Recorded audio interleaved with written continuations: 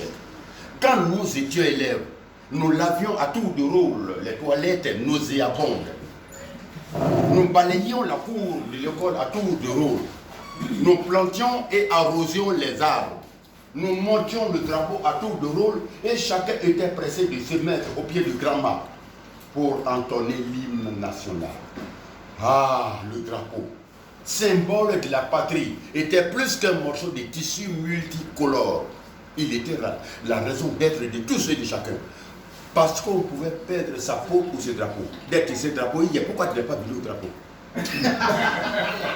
on pouvait faire la peau à l'ennemi pour ce drapeau. Le drapeau pouvait immobiliser un passant aussi pressé fut-il.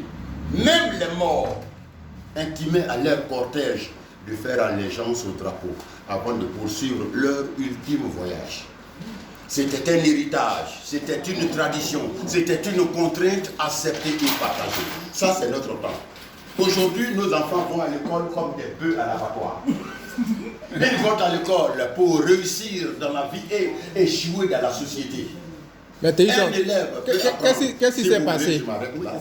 Parce que c'est une inspiration, c'est un texte que je prépare pour l'univers du monde, papa. Okay, l'école d'hier et l'école d'aujourd'hui. C'est ça. Je peux continuer? Allons-y.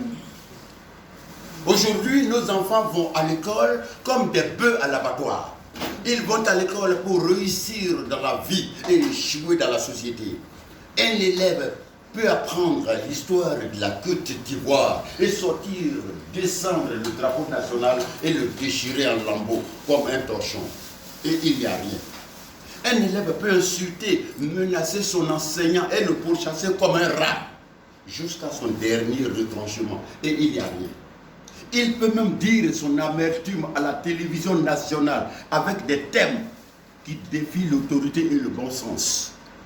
Pour un oui ou pour un non, un groupuscule d'élèves peut tenir tête à leurs enseignants et à l'administration et faire fermer toute une école pendant des mois. Et il n'y a rien.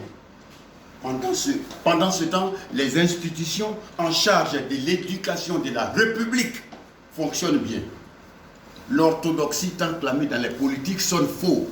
La rigueur des premiers acteurs ne vaut même pas la raideur d'inflexibles. Dans les discours, on joue à l'autruche. On maquille la plaie, pourtant ça pue. L'école publique est devenue un marché de bétail. On n'y forme plus des hommes du demain. On cultive les pourritures du futur.